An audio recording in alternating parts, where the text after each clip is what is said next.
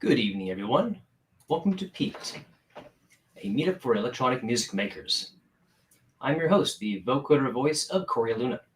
On audio-visual is VCO Rich Hogbett. Tonight, we've got a really neat show all about podcasters.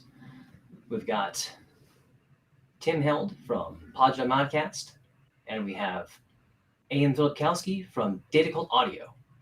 Each artist will has a pre-recorded set that we will watch one after the other, followed by a group session where we'll talk about everything that they've done for the performances. We'll take questions from the audience that we'll get during the chats, of course. And before we go into that, we've got a special guest speaker tonight, Eki Shola, who played Piqued back in 2019 in November with us when we used to have a live performance. And she's here tonight to talk to us about Unmute Magazine. So let's all give a nice electronic welcome to Eki Shola. Hi, Eki. Thank you. Thanks for having me. Hey, everyone in the chat. It's so cool to see you all here, even though it's not in person. Still, it's neat to be connected, whether it's here or on social media. Good to see you. So, my name is Eki Shola, and I'm a solo artist. Don't really fit into one slot, but it's kind of jazz, electronic, soul, classical that I play. And as Corey mentioned, I played for Piqued in 2019 and really thoroughly enjoyed it. So thanks for having me back to talk.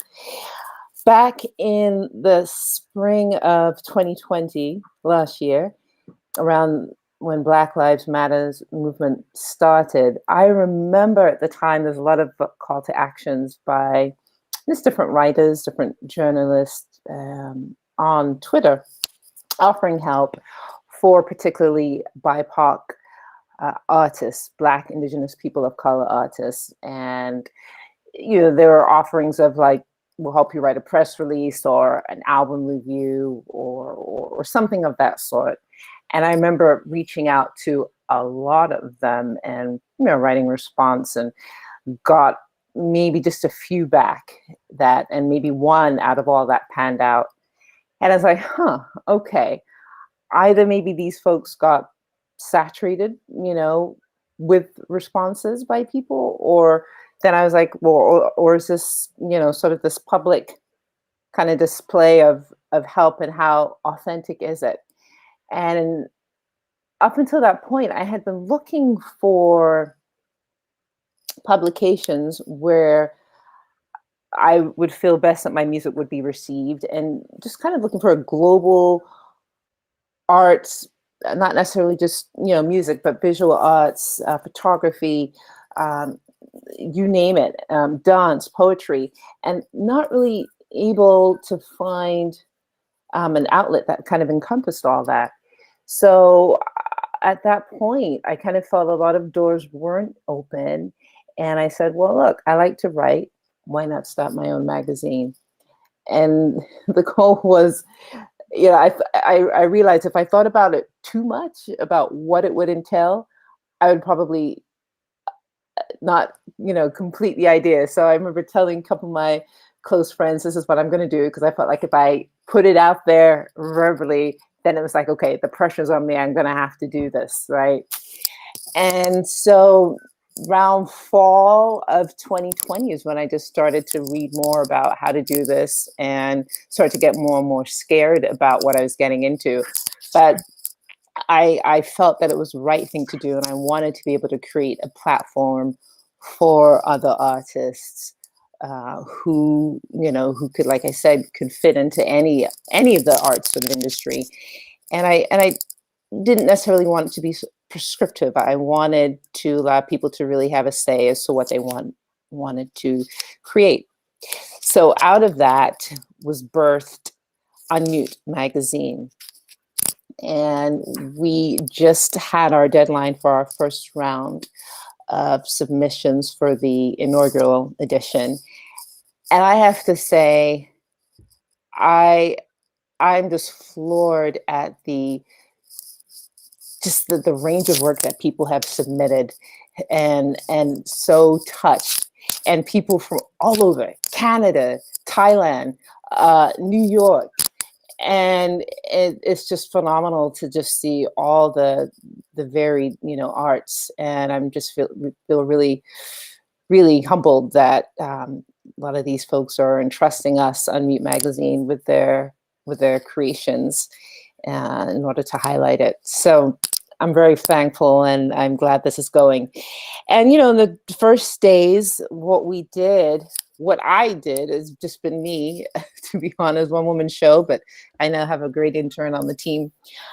Started up a GoFundMe account, and within days, people have really been generous in donating. And that was important for me.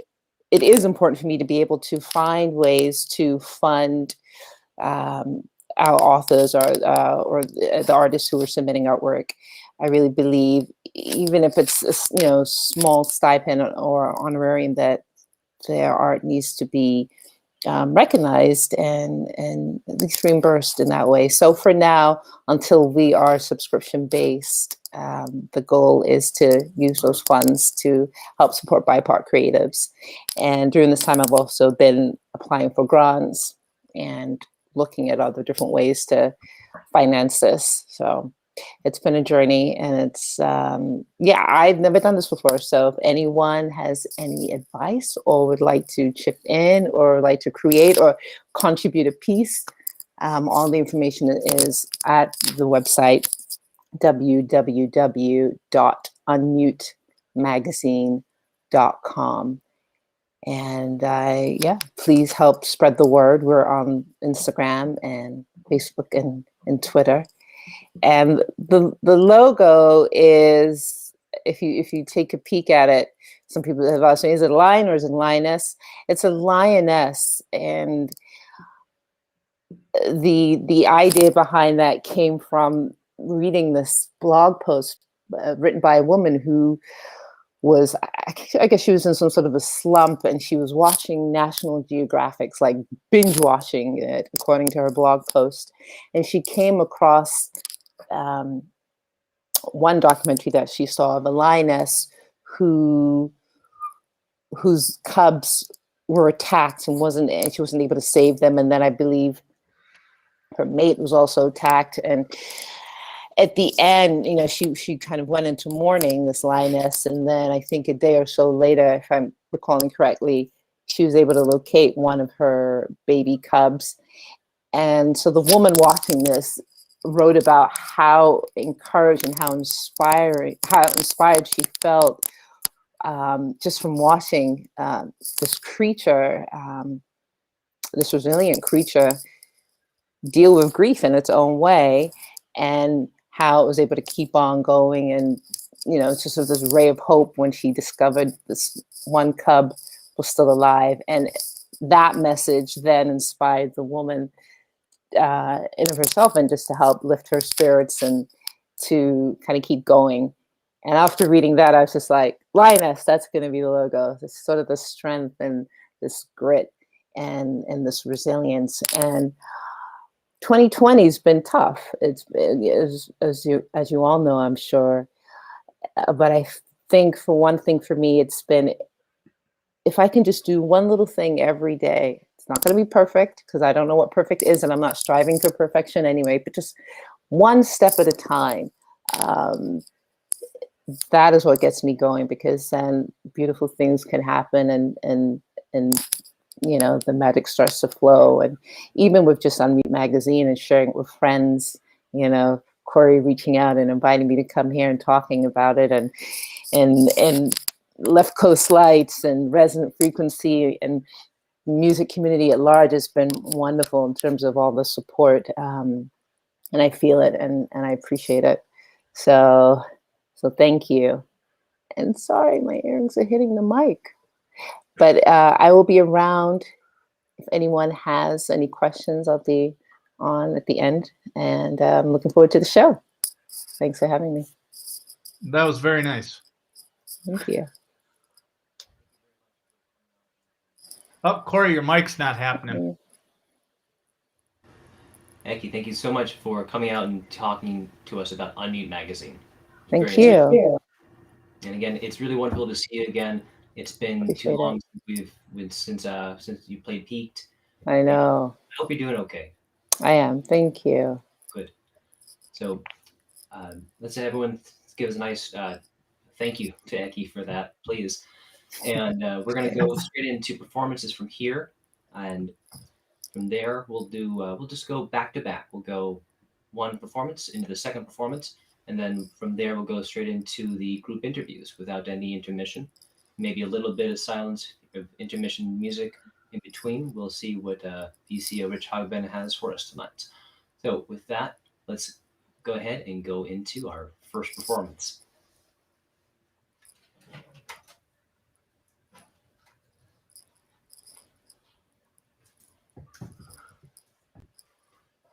We're going to have Tim Hald's performance first, and we'll do Ian Filipkowski second.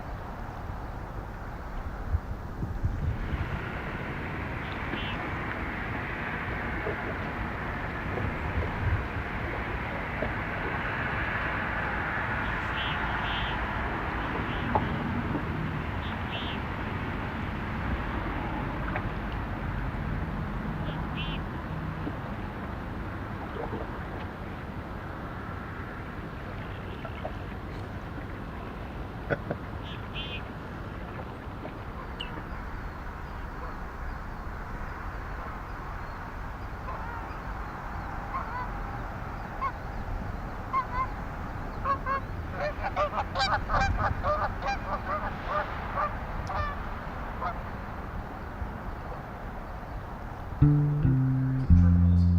working with health officials to help slow the spread of COVID-19. We want to remind you that face coverings are mandatory in all public indoor and outdoor spaces in Washington. This includes all Washington state ferries and facilities. We ask that you do your part. Please maintain a social distance of at least 6 feet between yourself and other passengers. To those of you who have driven onto the ferry, we are requesting that if you are able, please remain in the vehicle for the duration of the sailing. These and other precautions, like frequently washing your hands, covering your mouth for coughs and sneezes, and staying home and avoiding travel if you feel ill or go a long way to slowing the spread of COVID-19. We thank you for your cooperation and wish you safe and happy travels.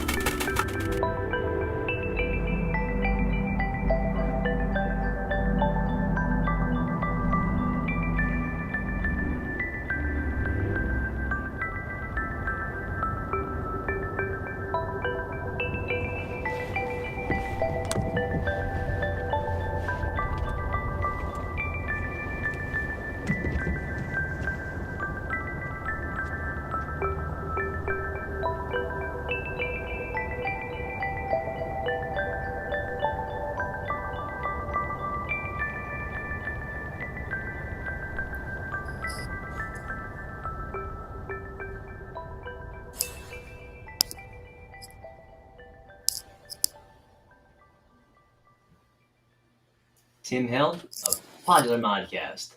That was such a fun video, man. Thank you. You know, Like all the the shots of what's going on. Is that all Seattle? Yeah, that was the ferry ride was from Seattle to Vashon Island, and then when I was playing with the Seattle cityscape in the background, that's from Alki. We were actually seeing a bigger ferry than I was on, but I only had so much time, so I kind of fudged the numbers there, so to speak. That's so cool. I really want to know what did it take to get this, allow you to do the setup, or were you just able to just do whatever you wanted on the ferry? Did you need to get special permission to do that? Oh, so I wasn't playing any music on the ferry. So I had just my wife and I like to do a lot of field recording with our handheld field recorder. So that opening scene with just kind of like this bass song going. I recorded the bass track to that later. I just followed her around with the camera on my gimbal, and we recorded some field recordings. And so I patched some of the more interesting field recordings from that together, and then played some bass over it, and then stitched that kind of beginning section together. And then the ferry footage on the when I was actually playing the modular system, that was on the ride back because we had gone out for a weekend trip. So that footage was from that same ferry ride, but on the way home. And then I have a battery powered system that I bring out. So I knew I could get some footage of me playing with some ferries crossing behind me with the Seattle cityscape behind me. And it just so happened you asked me to do this, and we had one nice day in Seattle. So I had one day to do it. So I went out and I shot it, and it's been rainy and crappy ever since, until today, actually. So I was impressed with how fast you got it out to me. It's like I asked for it, and I think within like 24 hours you sent me a video. I have to do it fast because I'm constantly interviewing people for PodMod and editing those together, and so it's kind of like I like to have a good deadline from somebody like you. It gives me a reason to make something fun and creative, but that I also have to finish within because if you said, hey, I would like you to do it sometime, Right. I wouldn't even have started or whatever. So When you're composing, do you have like a split brain, like your visuals that you're thinking of that you're writing music to, or vice versa, or is it separate? How do they interconnect for you? Well, lately with stuff like this, I just got this camera in the right before, basically in September, and I wanted to start doing some more interesting stuff because I can't perform live with a crowd. I thought it'd be fun to go shoot some video and do stuff like what you just saw. And so what I tend to do is I'll go to a location and I'll find a cool spot to set up and play. So the music is actually made before I know where I'm going. And then I will shoot the performance, and then I'll shoot the surrounding area and kind of edit it all into one thing. But I think the more I do it, the more I want to let the actual footage and the scenery inform the piece of music. So for the first time ever, I've let that happen on what you just saw, that first beginning thing where I was just playing the bass. That's completely separate than what I was doing with the bass and the modular synth. And it was cool to actually get to write to some footage. So that's ideally what I'd like to do. So cool. Beautiful piece. I don't think I answered your question. You did. You did. Yeah, you did. Tim, let me ask you, because doing this video performance, everything I used is 10 years old or more as far as video. What are you using as far as a camera? I'm using the Lumix GX85, which is it's an under $1,000 camera. It's a micro four thirds digital camera. It shoots really good video. For the price, I think it's as good as you can get. If you want to shoot as clear footage as I was getting with that camera, you'd have to pay like another $1,000 to get like something different. Like the Panasonic Lumix series is really kind of nailed the market as far as like affordable, good video cameras.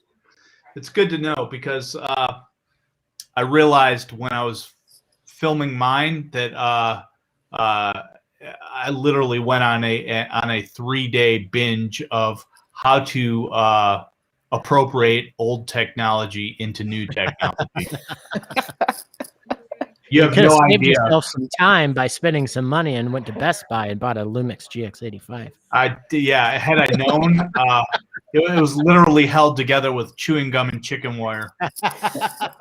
Hey, you know what? Sometimes that turns out even better, though, when you have to make it work. I feel like constraints like that often, more often than not, they guide creativity in a way that it grows rather than stifles it.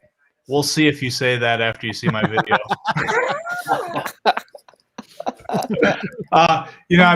One of the reasons I did Data Cult Audio as audio only, and I do some video stuff here and there, but I usually mostly rely on people to submit video. And the digital stuff, I have a background in graphic design and web development, so I've kind of figured out a way to do digital video, like where I'm creating graphics and stuff like that. So actually, like film video is a little bit out of my wheelhouse, and I definitely, after my wife saw how much time I spent doing this, she's like, maybe we should just buy like something a little bit more contemporary. Time equals money. Yeah. You know. That was a great set, man. Seriously. Thank you. Was. Thank you. It definitely was. And with that, Thanks for having me. I really appreciate it. Tim, thanks for doing it, man. I'm really glad we could finally do this. So what we'll talk about a little later in after Adam's set is how you and I were gonna do something a year ago and how that didn't work out.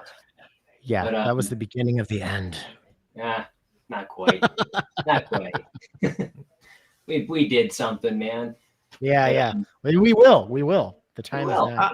I honestly have to say this year, other than having to go to the store, has actually been pretty rewarding to me because the company that I worked for was like, go work from home. So I for the last year I've been at home. I literally I can wear a tuxedo to work every day, which is amazing.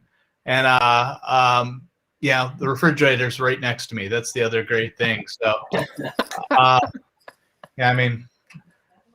than that, I moved here to Arizona. I have some contacts here within the electronic music scene, but like I said, I might have expressed this to Corey yesterday, is the urban sprawl here is so great and it's so hot most of the year that you really don't see people a lot. So, the first 2 years I was here was like training for COVID. Wow. It was very isolated. So, but yeah, don't let me get too far into things. Speaking of isolated, let's watch Aim Filipkowski's performance.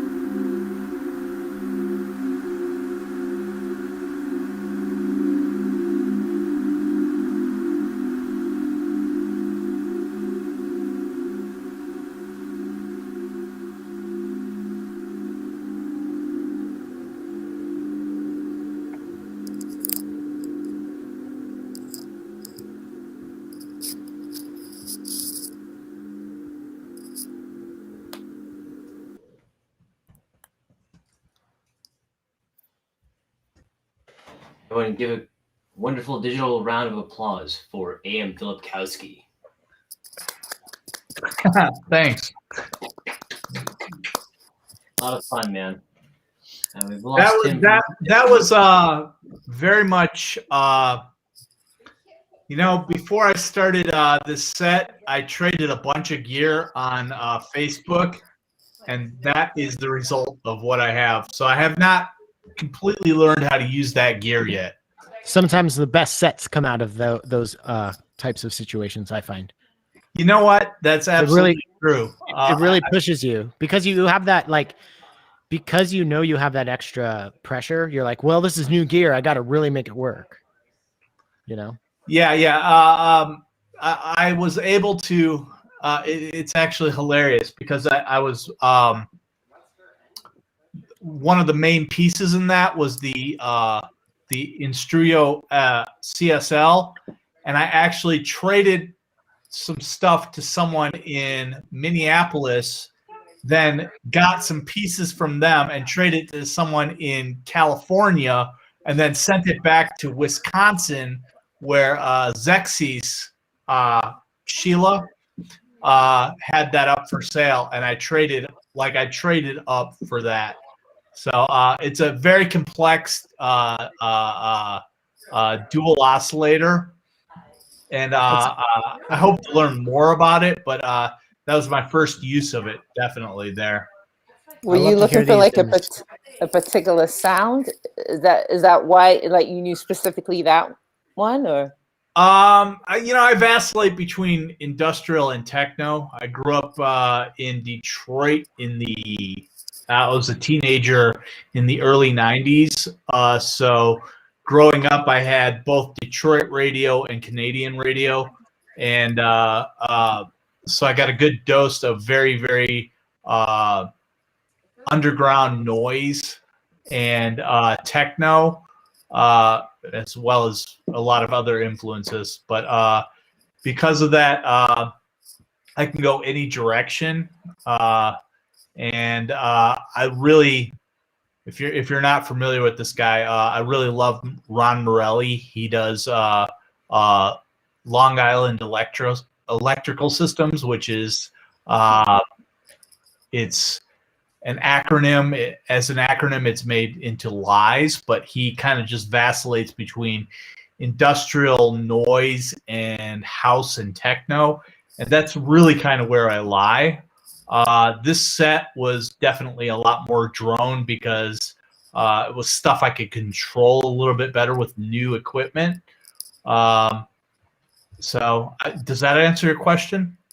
It does. It does. I mean, that was a journey. Like, like I said, I was just like, I want to meditate to this. There were so many movements within it and so many dynamics. It was really cool. I appreciate that. Yeah. The hardest part was actually making the video. Making the audio was brilliantly easy. The video, Data Cult Audio, really one of the things that I do in Data Cult Audio is that I try to force people to listen to music as opposed to watch music, and which is very different from what the culture is at right now. And I'm sure you experienced that with having people read stuff. You know, I mean, it's very different. People want to watch stuff. Yeah. And so I try to keep Data Cult Audio in a very listening format. And so doing video for me is very difficult because the stuff I have is from 2010. I have like a digital video camera that you made it work, man. You made it work. Thank you. Really, you did. Yeah. One thing I was thinking when I was watching it is I would rather see somebody use what is now kind of almost like a vintage look and lean into that than somebody who's trying, like I look at what I do and I'm like, I'm trying to make it look on par with modern stuff as far as video goes, and I'm just not there with my technology or my editing. But I would rather see something that's kind of dated that leans into it than something that's trying to be modern. That's hilarious because I actually look at it the opposite way. I want to be on par with what you're doing. as opposed to what. Well, yeah, no, yeah. If as an artist, if you're ever like sitting there being like, I'm exactly where I want to be, well, then what does that say about like your thirst for growth or anything? You know, like it's like it works out for in both of our benefit. I think for us to look at each other's thing and be like, well, I wish I had more of that. You know, That's very interesting that you say that, because that it is really that is the artistic process, is that constantly reaching for something. yeah. What's the point? Yeah, I appreciate that. I appreciate that more than you can know. Thank you for I see saying Corey. I see Corey looking off to the side. Corey, have we totally just harangued your show? You've invited two very, very outspoken people on your show to kind of duke it out. Apologies, my monitor is to the right of my face. It keeps looking like you're off, like looking like, okay, is this all right? Yeah, it's amazing what you can do with the power of photography, because like, as you can see, like literally this is a light like this. It's like that big. From having done, photography for hip hop for years ago, I did that in Atlanta. Yes, I understand. I understand positioning. Adam, tell us a little bit about how you, when I asked you to do this, how did you prepare? How did you think about preparing your set for Piqued? Honestly, it really, a lot of it fell together. I just built a new 4U 60 HP, or I think it's 62 HP palette set. So I had that, and I did. I'm friends with Alex, who is Mylar Melodies.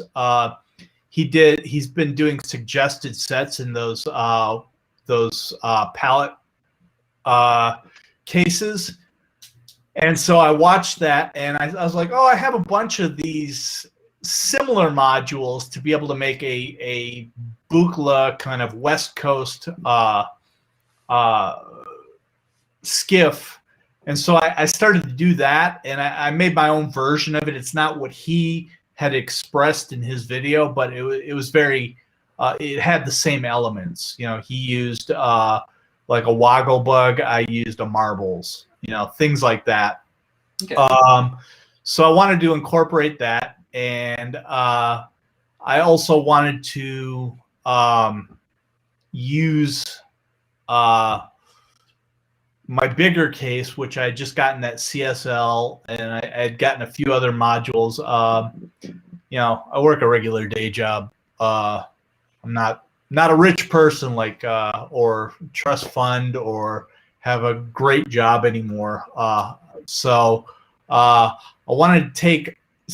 I do a lot of trades, and I seem to be very good at doing the trades.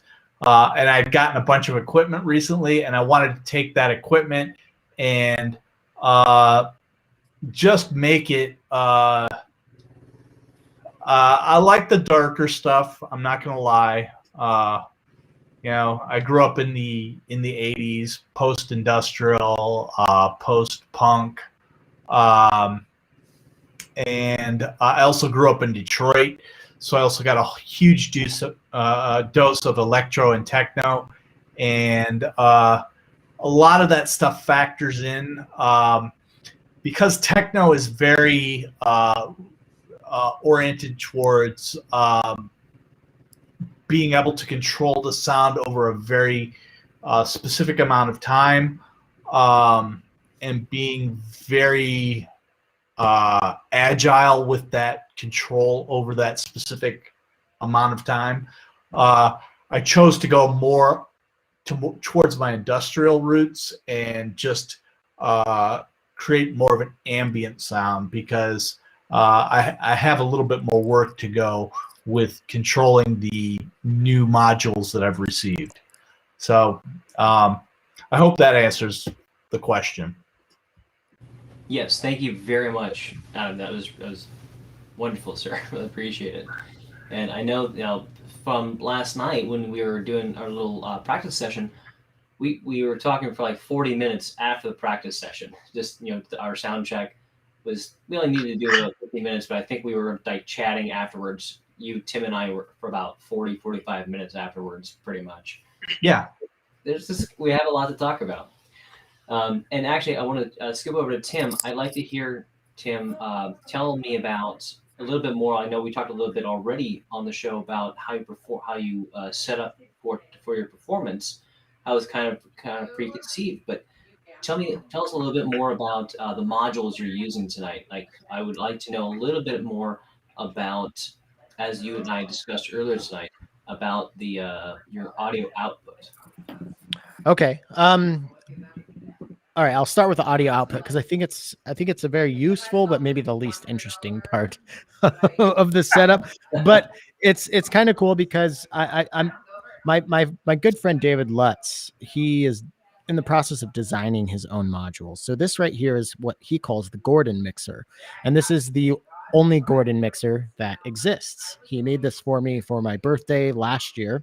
My middle name is Gordon.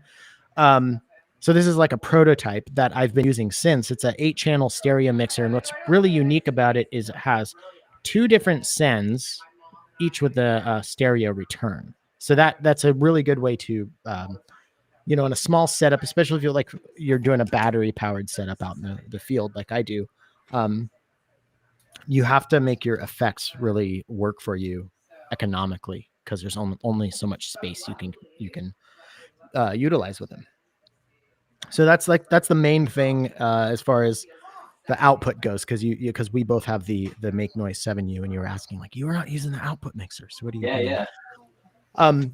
But so tonight was the first time that I've utilized my brand new jazz bass. I just bought a jazz bass, and the reason I got that is, well, I've always wanted a jazz bass, but one thing that I do is I make my own samples. And I have a very sampler heavy rig. I don't have a single oscillator. I have 3 samplers though. And so that's how I try to stretch this whole battery powered thing that I've been doing for the past year. Cause with limited space, you can only do so much. So if I can make my own samples within my giant modular system at home, I can go out in the field and have a lot to choose from there. So yeah, that's kind of what I'm working with. The 4MS stereo trigger sampler is the basis of my system. Nice. And then I work a morphogene. I kind of take what's in the STS and put it into the morphogene to stretch that out, pitch it down, make it a little bit more ambient. And then I kind of just swap in and out different effects modules. But the reason I brought the bass into it is because I started noticing that I was missing some low end in all of my patches. So I thought, well, I know how to play guitar. I'm going to learn how to play bass. Are you a Cabaret Voltaire fan? Is that a band? What? It was. Did I just out myself? They were an early industrial band. Sheffield. Initially a 3-piece, and then like an original industrial band, not like dance industrial. And then one of the guys left to the Hafler trio, and the other 2 guys continued on for a while. And what I really loved about Cabaret Voltaire is one of the guys was a bassist, and so they like this was in the mid to early 80s. They started doing they were one of the really first dance electronic bands, but their stuff is so different. And yeah, well, the thank bass you player for makes asking all if the I'd difference. ever heard of them, because that sounds like it was a loaded compliment. No, No, in a good way. Yeah, no, Cabaret Voltaire is like Cabaret Voltaire and Throbbing Gristle are my 2 favorite industrial bands. Definitely no throb. Yeah. It's funny. I've always been asked. I feel like a lot of people compare what I make. They ask me, "Have you heard of this band?" And it always turns out to be an industrial band. And I've never been into listening to industrial music, but I've also noticed that what I make doesn't sound like anything that I actually listen to, which I don't know what that is. I mean, I mostly listen to, Originality. yeah, I don't. I mean, yeah, that's like the if I want to pat myself on the back version of the story, but I don't know what like it's probably somewhere in between that and who knows what. But So Cabaret Voltaire, the stuff that they do really emphasizes the bass. Listen to the Microphonies album. Came out in '82. They used a lot of compressed funk bass, but really, I myself, when I was in analog bands, was a bassist, and that's one of the things I really look for is bass in music. yeah, if it's not there, it's so noticeable. You know, Yeah, that's the one thing that is if it's not there, like everything else can be stellar. You know, but like I feel Currently, like if you have a good bass line and like some subpar melodic stuff filling it in, then people still are okay with listening to it. But the other way around, I don't think works as well, and that's one of the reasons I wanted to really bring a bass into it because yeah, I try to make up for it sequences with frequency as opposed to bass lines. I used to own a 62 Fender P, and I miss it dearly. But there was an economic crisis with the housing, and I sold it and made a mint. Well, I was sorry, Corey. I feel like we're like on a runaway train here with this conversation, but well, yeah. I was just gonna throw out.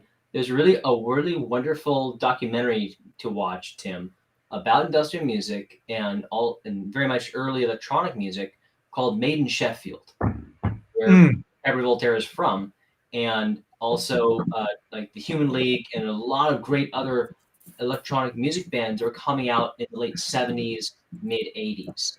Like Made in Sheffield is a really great documentary about the music that was coming out of this industrial city of England.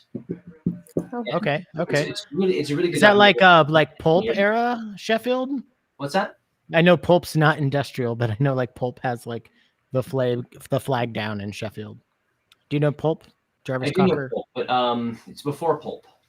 Okay. Yes. Oh, okay. I was wondering if there's any crossover with that.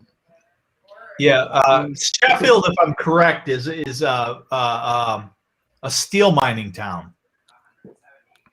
So, but yeah, that's how did we end up talking about steel mining in Sheffield? Just because I played bass on my set? How did that happen? Yeah, it happened. don't question it. The moment you question it, we will end up in a sort of time loop. Now let's bring some questions over to Adam. Adam, tell me about a little bit more about the set. I know you purchased a bunch. As you said, you purchased some new pieces. Tell us a bit more about that, about how you set that up to perform. Weirdly, when I start to think about ambient drones, I really always go back to My Bloody Valentine, which is I don't know how interested people are in shoegaze music, but after a band called Loop, they are definitely one of the forefathers of shoegaze. And I used to, when I was a kid, listen to this is really weird. I used to listen to the vacuum cleaner and just imagine harmonies to a vacuum cleaner when I was a kid. And so that's kind of where I started from, was that whole sort of if you took the drums out of shoegaze and just started to make ambience. And then I added, I used the DFAM in there to create sort of a death march of drums, but I muted it so it wasn't really on top of it. It's really hard to say how I create music. I just go in there and I start listening to things, and I just try to make sure that the ambience doesn't have a sort of dissonance that's going to remove the user. I get that, and I was listening to some of your music that you had posted onto Data Cult Audio. I think it was maybe episode 23, where it's your music that you created, and I was listening to that earlier today, to and contrast to what you performed tonight, and they're quite different because you've got range, and you've got a very dark space, and then you've got a space that's more ethereal. Um, What do you think? What do you think about that? Yeah, so I did 2 episodes on Data Cult Audio. I did 23, which is it's a William S. Burroughs number, which I kind of like the concept of it. And then I did 151, which actually fell on January 29th. And I was like, how could I possibly pass this up? You know, it happens once every 4 years. The episode number 23 was more just I'd done that actually at Moog Fest. I'd done a lot of I'd done some field recordings at Moog Fest, and I kind of tried to mesh them in with what I was doing. The episode 151, that was more honestly a collection of stuff I had done over the years. It's hard to say, man. I mean, I really go all over the place with music. I have 3,500 records in my collection, and I am a lifelong lover of music. And my music interest comes from growing up in Detroit in the 80s. I was not only privy to having Detroit radio, but Canadian radio as well. Canadian radio, I can't even begin to tell you, from 11 to 5 in the morning on weekdays, they'd air this thing called Brave New Waves, and they would play anything from noise to punk to post-industrial, and they would give you a history of everything that was there. Detroit radio, I was just lucky, man. I really, really didn't realize how lucky I was until I got older. I was listening on the radio to the Electrifying Mojo and the Wizard, which the Wizard turned out to be Jeff Mills. As a kid, he would go into the radio station and edit tape loops, literally with a razor blade, and anything with a drum machine he would put on. So you would hear anything from, Soul Sonic Force to Thomas Dolby, all mixed into a set every single night. It's a lot. Yeah, it's really hard to encapsulate. If you ever want to have an idea of what's going on, type into YouTube Awesome 84 Electrifying Mojo, and you will get sort of an idea. It's a little weird now because technically now we can do so much with music, but back in the day, just hearing someone reciting some sort of beatnik kind of free thought stuff into an echo really was it was moving. You didn't hear that on radio. It was like either pop or heavy metal or whatever. Yeah, I mean, so that as a kid really blew my mind. They were playing stuff like Kraftwerk on the radio in Detroit. I was 8 years old, and I would listen to it on a clock radio in 1977, and I was like, "What is going on?" I mean, it kind of freaked me out, actually, but it changed my life. And we've got a question actually for you, Adam. Okay. From Intifon. He's asking about your set. He wants to know what is the noise / higher pitch constant sound from your set tonight? That would probably be the Steady State Fate ZPO. The highest pitch in that set was that particular module. SSF rules. Yeah. For real. SSF is amazing. Amazing. Yeah, and I've had a lot of experiences with them at either Moogfest and Synthrotech. Very nice people that run that. Very cool. And so I've got a couple of questions actually for both of you. Pertaining to your podcasts, I was curious about the graphic designs. So I want to start with Tim. How did you come up with your graphic design for Positive Mindcast? I didn't. My friend Kai did.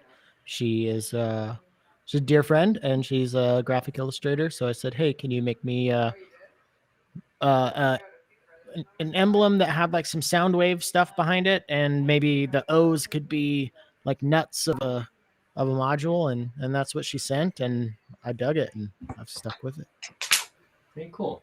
And Adam, same question. How did you come up with your graphic design for Data Cult Audio? It actually started. I'd worked in web development for years, and the original Data Cult Audio logo was they each had a binary, like half of a binary code on their heads, and it was all the sort of tech drones that I had worked with. It was maybe a little bit sarcastic, and I did that, and then eventually it evolved down into the single Data Cult Audio with the 0100, or I think it's 0101 logo.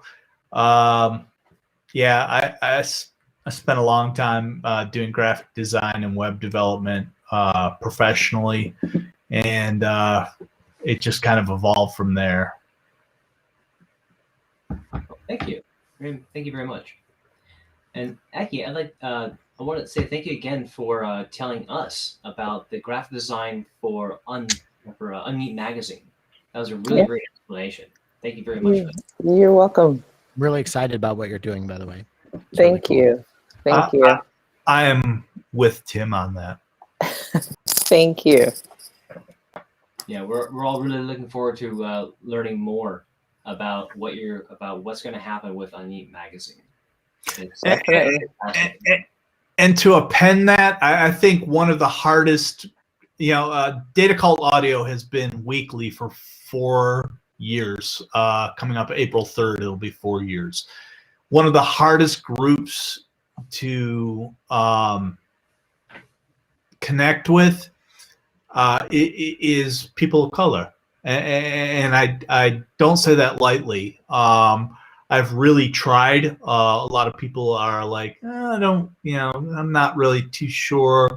Or and in saying that, there's a scarcity in that group already. I try not to speculate as to why, but I really, really, really try to include every group I can in the podcast, because Data Cult Audio is supposed to be a document of electronic music in this day and age.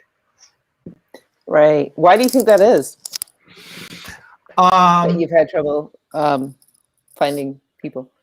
I am not entirely sure. I have reached out to a lot of people. And a lot of people are like, "Oh, I'm too busy right now," or "I can't do it." And this week's podcast is actually Bill Petaway and Scarecrow, who fit into that demographic, and it's literally, it's amazing. It's one of the funkiest, most instrumental podcasts I've ever done, or episodes I've ever done. But I reach out to everybody that I can. Doing a weekly it's rough. I mean, it can be Yeah. very rough because you definitely have to make sure that you are there every week for everybody. Right. And doing any kind of output, you can understand that being in contact with people, making sure you get their files, making sure that their files are actually not corrupted, getting everything together, making promotional stuff. It's a job. I mean, I spend 35 to 40 hours a week, and the person I have to thank the most is my wife. She puts up with me just really. I have a day job. I do a regular day job. I can attest to the weekly podcaster instrumental wife thing. My wife is also extraordinarily supportive and instrumental in my operation. So I got to throw out some love to Hannah. Yes. I think, just kind of we're there, we're out there. It's just, you just have to tap into folks. I know for me personally, I feel that if there's a way to normalize the experience for creators of color, that will make a difference. And by that, I mean, and I'm not trying to be judgmental, but there's one way to sort of put out a call to action and invite artists of a certain demographic within a particular time frame, like Black History Month or Women's History Month. But I think if we can take a step and go beyond that, this is again my personal opinion, and normalize it so that we are included and feel inclusive all the time, I think that will make a difference. And I say that as being on both ends as offering opportunities, right? But also on the receiving end. And, that's just my opinion, but I applaud you for what you're doing, and don't stop. And we are out there. I appreciate that. And I have to say, I reach out to a lot of people, and to include into that, I have a lot of artists that are from the trans community as well.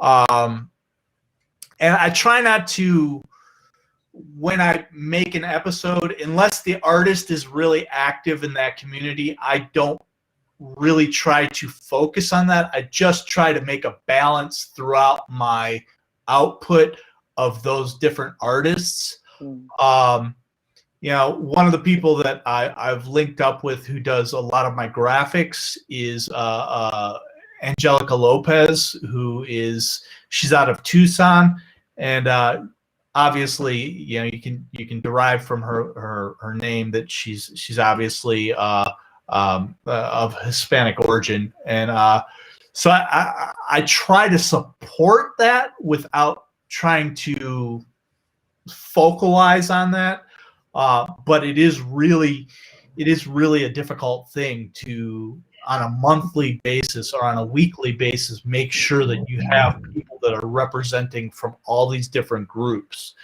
I've tried to make sure that I'm as representative as possible, but I also want to make sure that I'm not falling into the realm of like tokenism. Yes. So I try to throw out as many invites as I can. But I also I don't know. I've talked to a lot of my friends, my non-white friends, about how to do this, and it's there's a delicacy that I feel like is something that you almost have to. It's like a skill. You have to sharpen it. I feel like, and there's I don't know. That's I'm constantly trying to improve my show on that regard, while not trying to. I don't want it. The second that it becomes a thing where one person thinks I'm trying to do it for any reason other than absolute equal representation, then it kind of falls flat on its face in a weird way. Does that make sense? Like I want to make sure it's pure, but and I don't know. It's I don't know. I almost like kind of regret even saying anything. I don't. We could No, have no, a whole you- show on this. Part Yeah, two. we could. Yeah, we Good. could. We could. You We shouldn't, should. Tim. It's weird because you're trying to make something that's specifically organic, and you're trying to represent a balance. And one of the Well, things. but it's not. But here's the thing: is it's actually it's not balanced, and it's not balanced for a reason because there's been like these you know these gatekeeper type situations where certain people don't feel invited. So it's actually I don't. It's when I try to be representative, it's not a coming from a point of equal representation because it's not equal in numbers because it has been kind of a daunting thing for people that aren't part of the club from the beginning who don't want to have to try to jump over the gates. So it's very nuanced. I feel like, and it's It's hard to weird balance that because nuance as a white male. Yeah, it's 'Cause you wanna do very the right weird thing, because I have been turned down maybe twice by white males. I've been turned down more times than I can count by women and people of color. And yeah, my directness. I grew up in Detroit. I have a very direct attitude, and I'm just like, hey, I would love to have you on the podcast. Yeah, but And nobody knows your back. That's the thing is like anybody you're approaching doesn't know. And that's the thing. Like you try to approach it like, you know where you're coming from and I know where I'm coming from, but they see, white dudes and it's different. So we've got a And question it's- actually, specifically about this from Mhm. Tangled Waves for Adam. Could SoCal Synth Society help thinking of Fray Fray, etc.? Probably. I mean, I've had a couple of people from the SoCal Synth Society. I've had Chandra Traversi, and I've also had Space Racer. Both people who are very prominent in the SoCal Synth Society. There are people I haven't actually reached out to yet. I definitely put out feelers with people, and I say, hey, excuse me. I have a lot of people who I reach out to, and I say, hey, what would you like to see?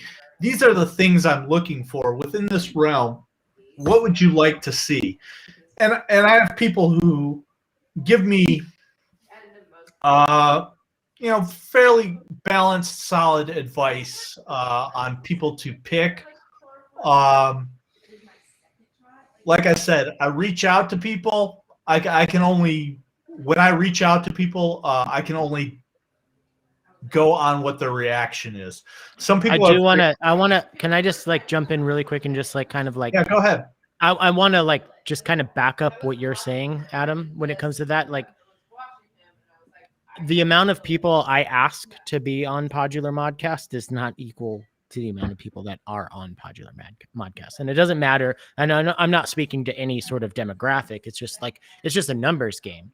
And, the amount of people that you ask, some people you don't get responses, and some people it's kind of like a long drawn out. Like I've had people recently on that we've talked about having on for over a year, and the time just hasn't worked out, So like, and you as a podcast host, you're never going to go on air and say, hey, I've been trying to get so-and-so on the show. It just hasn't happened yet, So like you kind of play that close to the vest as far as who you're trying to get onto the show, because you don't want to out anybody who doesn't want to be on, and you don't want to put any pressure on people who are saying maybe.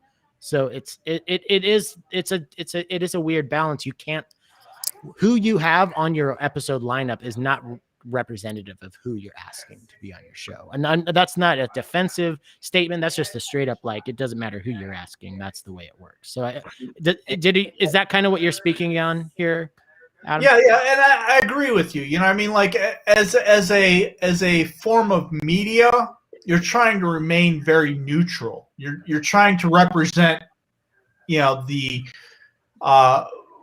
whatever direction you're coming from. If it's the direction, like for me particularly, I started to look at blues music, like these old blues records where they're super cherished, because if it's the basis and the foundation of modern music. you know, like from soul to rock and roll, all the way up to what we do. You know, I mean, it all evolved from there. And so when I started doing Data Cult Audio, I was like, well, this is a way of documenting what's happening in this time frame. And it might not be people who end up ever being, mainstream contemporary music, but it's the beauty of our scene that doesn't exist. Everybody's right. And it's people who are affecting, you know, generations out, who are affecting how mainstream music will work. People who are building their own ways. Like Heinbach is a very, very good version of someone who has built his own way of making music. And that's a very extreme version, but he's just using old test equipment to make really, really beautiful ambient music. And he's classically trained. And so how do you document what's going on? Well, he's documenting himself with his YouTube channel. Right. Well, he is. You're correct. Yeah. You're correct. But, you know, Data Cult Audio, I was trying to more curate that kind of experience for people who maybe necessarily weren't into the equipment side of things. People who maybe had like sort of eclectic taste, but they didn't want to go to it through the journey of like, oh, I have to buy equipment or I have to understand equipment. I don't know how much more time we have, but like, can I interrupt for a second? It's like, and please, like, forgive my mispronunciation if I do, but like Eki, like you asked the question like 20 minutes ago, and then like white dudes just started talking. Like have we answered those questions, or have new questions arisen? Like, I feel like you asked the question a long time ago, and we've been talking a really long time, and now's the time that I would really like for us to just kind of stop and see where you're at with this. I appreciate you asking, and that's why I founded my own magazine, because I was exactly tired of that. And I got a lot of it. Well, I got a lot of it. And you just got a lot of it tonight. And I was like, I don't have patience. I work solo best. And I'm like, I'm just creating my own stuff and let it be it. Look, it's a difficult subject, right? We're not going to solve it tonight, but I do strongly advise, and I share this to my friends, like, I think knowing your intention will help guide you. So when you're thinking of including other artists of color, why? Why are you doing it? Are you doing it as a publicity stunt? Are you doing it because, well, that's what you're supposed to do, right? Are you doing it? Like, I think knowing that is going to really, really help you hone in as to who you should be reaching out, but more importantly, how you'll be reaching out. And I cannot tell you how many times where I asked friends, particularly again around Black Lives Matter time, why? Why do you want me on your show? Why do you, and I would get silence, crickets. And it's like, that's telling right there, or like people will reach out and like, I want you to play, come play in my show for Black History Month. And then somebody asked me, they said, do you want to play for Black History Month? And I asked them their intention and all that. And then they came back and said, oh, do you also want to be included in our regular lineup of shows? I'm like, if you have to ask that, forget it, you know? Yeah. So it's, you're on the right track. And I commend that, but I think taking a step back and figuring out why, what your why is going to help you figure it out. For me, it was, again, not seeing the kind of publications I wanted to be in, and not seeing the fantastic, incredible artists that are out there, not seeing them. And it's like you can flip open a publication and see the same kind of people, over and over each year. And I'm like, there's more of us out there. We are out there. Yes. That's one of the reasons why I love Bandcamp, by the way, Yeah. you can fall down the rabbit hole of finding some amazing artists. And I make it you know, I every time somebody purchases one of my songs, I go and search them up and I say thank you and we start talking. I've met a lot of artists that way. So we're there. You just have to dig and know your why and create space, as you did, Tim, to have a dialogue. Eki, thank you so much for that. And Tim, thank you so much for asking. Thank you. Question. It's really very important. Yeah. And something that I've been thinking about for the past 20 minutes since this conversation has gone on is when I'm when I'm an audience member, specifically if I'm an audience member for a concert, and I have a chance to actually have a seat instead of being standing, is I will close my eyes and listen to what's going on around me. And my girlfriend over the years will nudge me, going, "Why are you sleeping?" It's like, I'm not sleeping. I'm sleeping in everything. I'm listening, and that's how I prefer to hear is to close my eyes and listen to what's going on around me. And something that I noticed is that when back in 2019, when Pete had a live performance, was our friend Fetz, Jonathan Betzer, was doing the exact same thing I do in a concert. Was he closed his eyes and he listened to what was happening around him. And I had to mention the Fetz because I do the same thing, and it's not it's not always a visual thing, and a lot of it when it comes to music is not what we see, but rather what we hear. And that's something that I have taken into my mission with Piqued. Is it's not about what we see, it's about what we hear. And Eki, I think this goes along a lot with what you've mentioned tonight, is that what's your intention, what's your intent, what's your goal? Is that it's to explore the unknown and to allow everything that is available to you to come to you. Mm-hmm. And it doesn't matter what we look like or our creed or anything like that. It's about the artistic integrity, and that's a fascinating thing that is an ongoing adventure for me. Much like space exploration, there's so much knowledge out there that we don't know about, and we only have to close our eyes sometimes to experience what's out there. Well said, Corey, yeah.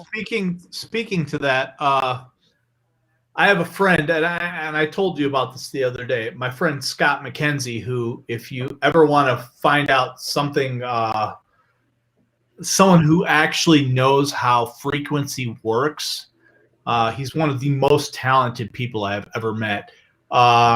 He was working on a multi-million-dollar sound system, and on Instagram you can follow him as Waveform Analog Research. This guy has an amazing amount of old school electronic analog equipment, but one of the things he would do, he was a sound tech. He went around the world with Richie Houghton, but previous to that, he ran a sound system in Arizona. And the first time I had lived here, from 2000 to 2003, one of the stipulations he had in his contract was that if I'm going to run your sound system, I get Wednesday nights for free. And he would actually take and put couches on the dance floor and force you to actually listen to sound. Oh, I love that. I don't like the idea of being forced to listen to sound. Yeah, you couldn't. You will respect this from the point that I respect this. No, I mean, it was amazing. And he would have people like my friend Joe Bear just DJ a set, and you would listen to it. It was on a Yorkshire sound system, which at the time was the top end sound system, and it was just amazing. And I was working a pretty hard job. I was working a very physical labor job at that time, and I would just come there and I would just let the sound wash over me. And it influenced me as to what I do with Data Cult Audio. Just making people listen, because that's really it's weird, because with video, don't get me wrong, I spend a lot of time watching a screen. I spend probably 70 to 80% of my day watching a screen. But there's that point where I just chill out and I let music and sound take over, and I don't use any video. I use my imagination. I think amazing. I think you're onto something there, that especially like how you mentioned earlier, there is this thing with especially today's culture of YouTube and everything. There's not a lot of people are listening to music. The one place I'll kind of diverge with you on that, though, is like, I would rather like invite people to listen if that's something they're interested in. I don't want to like smash them over the head and say, you must listen. I do like using the words like force people to listen. Like, people are going to they're going to walk away from that once they hear force, like, I don't know. Do you see what I'm saying? Like, I know we have lost something. We have lost something with listening, but to gain that back, we can't do it because it's been taking it away from us aggressively through ads and constant screen invading our time. So the natural reaction to that, if you don't like that, because I have this natural reaction, is to aggressively react to it. But I don't think there's a fighting. I don't think you're gonna fight that battle to a win. I think I think what Adam was saying is that he was saying that there's the option to sit down. I don't think it was what Adam was saying. Were people being forced to sit down, or that no? I know. I'm just like I'm getting stuck up on the verbiage, but here's the reality. You are never going to turn back time. What we have now is what we have now. But yeah, if Cher couldn't the do it, idea that you give people the option to listen, it is, there are some people. Well, but to that, there is a thing where people don't take the option. So I hear that with what you're saying. Like, people don't. Of course, we all have that option. Most people don't exercise that. But that's frustrating. Yeah, there are venues that are listening rooms. Like, I feel that's where my music would be best received. But yeah, and that is the expectation. You're there to sit and listen. But one thing which is a little odd is, like, I love classical music, right? You've been to a classical music concert before, right? Everybody's intently listening, but you don't know how much, or if they are, how much they're feeling it, because there's no movement. And that's kind of weird to me, because with music, I like to move and feel it. Mm-hmm. So for me, you're right. There's the invitation to listen, but through listening and utilizing your other senses, it becomes this whole other multifactorial, journey. And that's different for everyone. Some people experience music through their bodies, right? Some through touch. Sound. So, to dictate which mode you use in order to, perceive how someone is, if they're listening or getting it, that's tough. I agree. It is. You're correct about that. I love the chat. +1 for classical dance hall. Let me call out a couple of these. New systems instruments. I want to tell you. I want to call these out real quick. New system instruments says, what about dancing? Listening. Yeah. Form of listening. Yeah, he's right. It's a form of listening. That's why we have dance halls, because it's an expression. Because when you hear music, you want to dance. You have to stop to some music, of course. Not all music, but some music makes you it just kind of brings that motion out of you, which is a lot of fun. Yeah. And our friend Malarkey, who's also performed at Piqued before, he said something great, and I have to read this. My favorite listening experience is a long car drive, tuning out everything else. I'll hear things there that I never hear at home. Totally. That's Especially true. on like a Yes, snowy drive or absolutely. something. Yes. That's so true. And like to there was really a like, point even though where it's like, tried to, I do something with the modular station podcast. There was a point where I actually tried to record in my car to see if I could get the actual same sound relevance. The answer to that is no. yeah, it's like trying to shoot, it's like trying to film a really nice full moon. You can't do it the same way that you look. Yeah, That's a good point, right? But I agree entirely. I had when I started Data Cult Audio, I was living in Atlanta and I had just left web development and I was running Uber and I would I would force people to listen to the submissions that I was being sent for Data Cult Audio, and they're like, "Can you change this?" And I'm like, "No, my radio's stuck on this CD. I'm very sorry." And I would force them to listen to really difficult stuff. But I agree. Listening into the car, there's a certain you start to focus in on what's coming out of the audio because the visual is very systematic. I mean, you see what's going on. I appreciate that. It's one of the things that I love about being able to drive is being able to listen to a piece of music, and that I agree with what Malarkey is saying. Thank you. We lost him.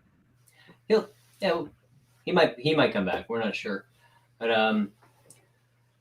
this has been a really unique episode tonight for Piqued. We don't always get into conversations that get that in depth into about race and about where our just come from and how we can help promote that amount of experience. And so I want to thank Eki so much for coming on, talking to us today about Unmute Magazine. And Adam, I want to thank you very much for coming out and doing a performance with us tonight, because we know you so much as Data Cult Audio, but not a lot of people know AM Filipkowski, and it's a real pleasure to have you on here tonight, sir. And Tim, it's great to have you on, of course, and it's wonderful to hear your music. I've always enjoyed your music. Thank you. I also enjoy what you do with Podget Modcast, and it's always a pleasure to hear your music, because you do have a musical background, which we hear every time I listen to your music. I hear your musical background, and it's unique because that makes me feel good. You take what you have from learning guitar, and you bring it into modular, and I can hear it. It's awesome. Very cool. I like it. It's groovy. You've always had a unique groovy sound. Thank you. That makes me feel really good, because I didn't think that I had a sound. So I'll take it. You do have a sound, sir. You do. Guys, we're getting close to about 9:00, and it's been a really wonderful conversation. We've had a lot of conversation of kind of going back and forth.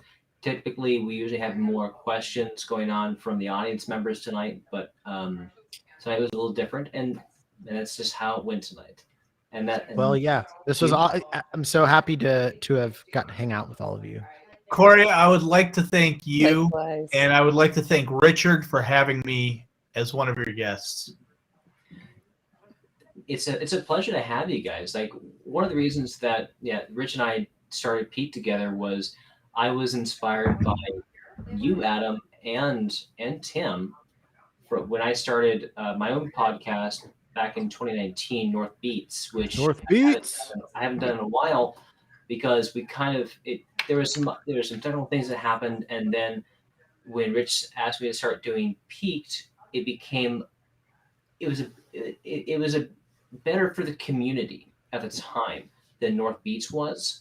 So my attention went more to Piqued because I was able to incorporate people into a live venue. And that was the beautiful thing about what we were doing with Piqued. Although we haven't done that in over a year now, we've still been able to produce shows that are unique with showcasing two performers a month and have it with diverse cultures going on constantly. And Well, this kind of stuff is vital for the pandemic, keeping us connected. So thank you absolutely, for that. Definitely. and it's been a pleasure to have all of you on here, and it's been wonderful that we've also been able to in the virtual version that we've been doing with Pete is to incorporate not just the performers but have an aspect where we talk to a creator who's doing something not just with music but something with that helps the community in a whole, such as what you're doing with Unmute Magazine with the voices. It's really wonderful what you're doing. Thank you. And I'm really happy to have you on and talk to us about that. It's been a real pleasure. And in addition to that, with the few other people I've had do that, where we've had Evan Buswell come on with New Systems Instruments and talk about his Eurorack modular company that he's done. Harmonic shift oscillator. Right? He's doing so good. Things. The Harmonicon, these are beautiful pieces that he's hand building. We do weekly chats through Slack chat with Left Coast Lights. And if anyone wants to know more about Left Coast Lights, please contact us because you can always join the chat. And we do like a weekly chat on Friday nights, and half the time, Evan is soldering a module while we're talking, and it's like the most I like it. It's fun to watch because I'm not great at soldering myself. He says soldering modules as he speaks. I'm good at soldering, but not at splitting my attention like that. It's pretty amazing. Pretty amazing. And we've had a couple other people come on to talk about some other wonderful things going on in the community. And I'm really shout out to Alpha Stare, by the way. I just want to say I know. Yeah. We love Alpha Stare. I love that guy. And he played in February of 2020, which was the last live show we had with Pete. And he played along with Stevie Sin, who's also another Bay Area fella. And it was what a pleasure to have Alpha Star on. That was really fun. And he's always a great guy. And he's making a bass player, actually. He is a bass player. A real bass player, not like me. So again, I would just want to say thank you all for coming on tonight. The three of you. It's been a real pleasure. And I love that we were able to talk a little bit about everything tonight. It was the conversations when basically I kind of took a back seat tonight and let you guys all talk tonight. And that's fine, because as I said last night when I was talking with Tim and Adam, this is supposed to be an organic conversation. It's not me, with a panel saying, this and that with the questions. It's more of like, let's open the conversation and just chat and see how it goes. And it went places tonight, and I'm really excited about that because we had the conversations that I would not have brought up, and because this show is not about me, this is about the performers and about what's going on in the community. So I really want to thank you all so much again. And thank you. It was a pleasure to meet you. Thank you. Yeah, absolutely. Thank you, Corey, Richard, Eka, and Tim. I'm glad to be a part of this. Thank you very much. Until next. Is there anything else that we can promote for you guys tonight with the podcasts or Unmute Magazine? Are there any websites you would like to throw out there that anyone can follow? Yeah, my music can be found on my website, ekishola.com. So I can type that. So put out my 4th album in September and working on the 5th. So. I'm strictly datacultaudio.com. I don't really put much music out. I concentrate on other artists. I don't know if it's a short falling or what it is, but it is what it is. I'd like to promote datacultaudio.com and ekishola.com. Thank you. Absolutely. And yeah, Cool. Adam, what you do has inspired me for years. I've been a podcast listener since probably about 2012, and in 2017, that's when I really started getting into modular, and I was looking for a podcast about modular music, and you were the only podcast to really show up, with the exception of I think it was the Art Music Technology podcast by Darwin Gross. Darwin Gross, yeah. Who is still an inspiration to me. I've had some conversations with him via just some emails here and there. I almost got to meet him in person at a panel at Synthplex back in 2019. I was actually in the audience for a panel for him, but I didn't get a chance to actually introduce myself. But hopefully someday he and I can maybe we can have him on Beat someday. We'll see. You know, the reality of what we're doing right now is, and I don't mean to sound too grandiose, but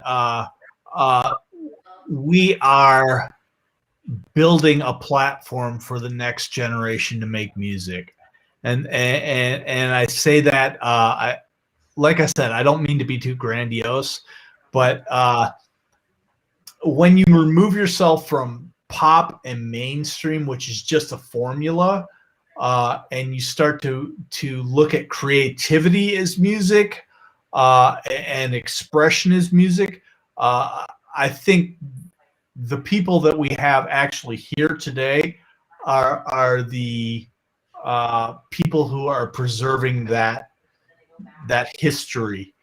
And that's what I like to try and do with Data Cult Audio. I'm sure Tim and Eka and yourself try to do the same. So I think it's a very important thing. Eki, Adam, it's Eki. It's Eki. I'm sorry. I'm very sorry. That's this is okay. My first meeting. This is my first I know. meeting, and It's okay. I've only read your name. No worries. So I just want to bear witness to the absurdity of it all. So Eki, I will not ruin your name any further. I have a last name that everybody always ruins. You and get I'm it then. sympathetic to that cause. Hey guys, I want to say thank you so much again. It's been a lot of fun tonight. It's been a blast, really. Always good to hang, Corey. Yeah, Corey, to see thank you. you. I am glad for meeting you. I'm glad that you entered into the competition that we had for Synthplex. That was our origination of meeting. Thank you. Thank you, sir. It's been a pleasure. It's really wonderful to have all of you on. That I personally have had the pleasure to meet all of you in person, and it's strange that that over this past year, that's a unique thing now. And I really hope that we can all get together again soon. And Tim, we didn't even talk about how we almost did the I'm glad we didn't. That's like the most depressive story. I know it didn't happen, but hey, man, I got It the show. It will. We will. And early winter 2021, we're gonna hang out. I'm there. Sounds good. Okay. I'm gonna come to the Bay. I'm gonna do it. I hope so, sir. I hope so. And I'll see you. Yeah. Likewise, my brother lives out there, so I'm gonna have to be there eventually. Yeah, good. Well, thanks again, you guys. It was really awesome to meet everybody. Same. Thank you. Thanks for everyone watching and being with us tonight. With that, we're going to say goodnight, everyone. I want to say stay home and stay safe.